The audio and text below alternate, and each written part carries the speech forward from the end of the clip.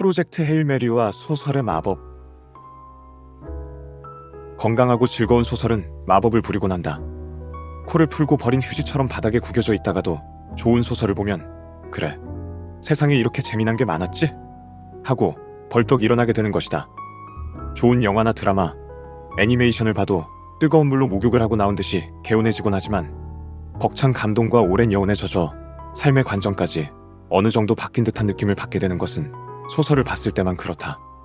요전에는 잡동사니의 역습이라는 저장 강박에 대한 교양서를 우리 가족이 다 이런데요? 하고 아주 심각한 기분을 느끼면서도 재미있게 읽었다. 정신적으로든 육체적으로든 건강 문제에 대한 관심이 높아지는 것은 시간이 갈수록 어쩔 수 없는 법인지 잠을 미룰 정도로 몰입해서 열심히 봤다. 하지만 감동에 젖거나 활력이 샘솟지는 않았다. 애초에 저장 강박, 이렇게 하면 반드시 극복한다. 또는 아무리 쌓아놔도 괜찮아 라는 식의 작품은 아니었으니까 당연하다면 당연한 일이지만 아무튼 텍스트마다 역할이 다르다는 뜻이다. 며칠 전에는 영화로도 유명한 마션의 작가 앤디 위어의 신작 프로젝트 헤일 메리를 몹시 재미있게 읽었다. 소설이 너무 재미있어서 자야 할 때 자기가 싫어지는 것은 정말이지 오랜만이었다. 요즘은 마음에 들 정도로 재미난 것을 발견해도 케이크 위에 딸기를 나중에 먹듯이 아껴서 조금씩 보는 경우가 많은데 도무지 그런 인내력을 발휘할 수가 없었다. 내가 재주 좋게 마음에 쏙 드는 책만 골라 읽는다 해도 올해 안에 이보다 더 재미있게 읽을 소설을 찾긴 어렵지 않을까? 프로젝트 헤일 메리의 내용을 간단히 설명하자면 초반은 이렇다. 주인공은 어딘지 알 수 없는 곳에서 깨어나서 기억 상실에 시달린다. 하지만 어째서인지 과학 지식에는 아주 해박해서 이런 지식과 추론을 바탕으로 자기 상황에 대한 진상을 밝혀내는데 주인공 그레이스는 알고 보니 과학자고 우주의 빛을 흡수해버리는 괴생명체 군집이 나타나서 멸망할 위기에 처한 지구를 구하기 위해 다른 별까지 자살 임무를 수행하러 온 것이었다. 그리하여 중반부터는 아스트로파지라 명명한 이 전대미문의 외계 미생물을 연구하고 이용해서 태양과 지구를 살릴 프로젝트 헤일 메리가 어떻게 추진되었는지 떠올리는 동시에 많은 별들 중에서 아무 문제가 없는 별은 대체 왜 멀쩡한 것인지 알아내는 온갖 갓난 신고가 펼쳐진다. 마션을 이미 본 사람이라면 어느 정도 짐작할 만한 전개다.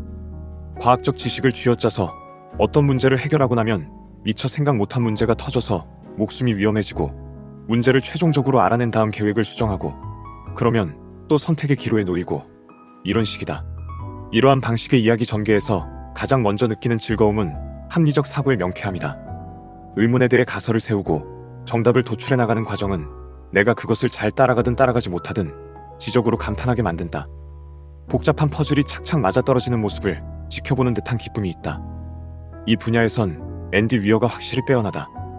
하지만 사람이란, 특히 요즘 사람이란 쉽게 지루해지는 법이라 이 패턴도 단조롭게 반복되다 보면 똑똑한 놈이 똑똑한 짓해서 똑똑하게 살아남겠지, 나랑 뭔 상관이야 라는 느낌이 들기 시작한다.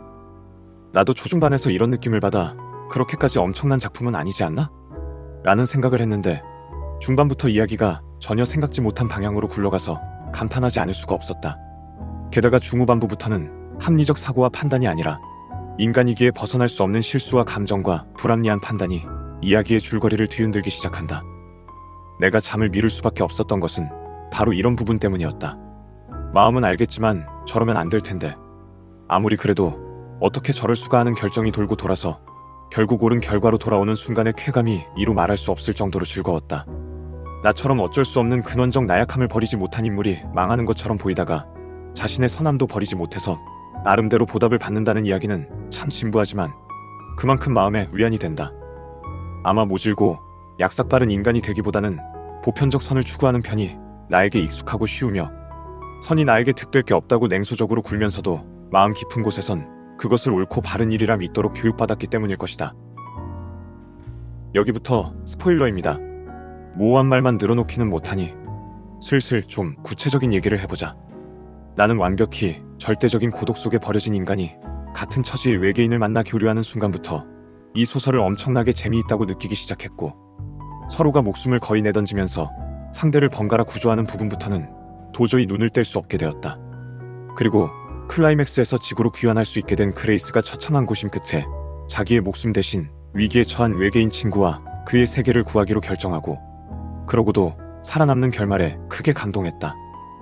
요약해놓으니 제법 뻔한 전개이긴 하지만 그렇다고 감동하지 않을 수는 없었다. 생각해보자. 가족을 위해 목숨을 던지는 건 반사적으로 될 수도 있는 일이다. 하지만 평생의 친구도 아닌 친구를 위해서 희생하긴 좀 어렵다.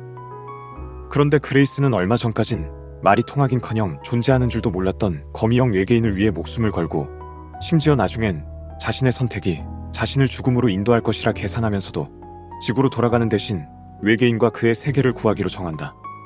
죽기 싫어서 프로젝트 참가를 거부했다가 약물로 기억을 소거당한 채 먼 우주까지 발사된 나약한 인간이 그런 결정을 내리고도 살아남고 나름대로 행복을 찾는다는 이야기는 한 인간의 성장담인 동시에 이타성에 대한 미담이기도 하고 어리석은 삶에 대한 긍정문이기도 하다. 상처받고 도망치는 것이 이상한 일이 아니라는 말과 남을 위한 희생이 그저 불합리한 일이 아니라는 말을 동시에 말이 되게 하고 있는데 어떻게 이 이야기를 좋아하지 않을 수 있을까? 그나저나 이 작품을 읽는 동안 이런 부분과 별개로 새삼 놀란 부분이 있다. 내가 엘프나 드워프처럼 친근한 것도 아니고 그런 게 있을 거라는 상상 한번 안 해본 거미형 외계인 워키에 대해 상당한 연민과 정을 품게 되었다는 점이다. 방사선을 몰라서 임무에 투입된 외계인들이 로키 하나 빼고 모두 죽어버렸다는 대목에서는 그렇게 안타까울 수가 없었고, 그레이스와 로키가 다시 만날 수 없음을 확인하고 헤어지는 대목에서도 참으로 괴로웠으며, 그레이스가 사고를 당한 로키를 구출하러 가서 제외하는 대목에서는 로키처럼 뛸듯이 기뻤다. 정말로 나와 별 공통점도 없고 표현하기에 따라서는 우주 괴물이라고 할 수도 있는 이 외계인에게도 감정이 입하게 되는 기적은 소설의 힘인가? 작가의 필력인가? 아니면 인간 본연의 특성인가? 아무튼 이런 작품을 보면 소설 읽기를 좋아하는 것도 소설 쓰기를 좋아하는 것도 다행이라는 생각이 든다. 허구로도 삶이 지탱되곤 한다는 것은 참 멋진 일이니까.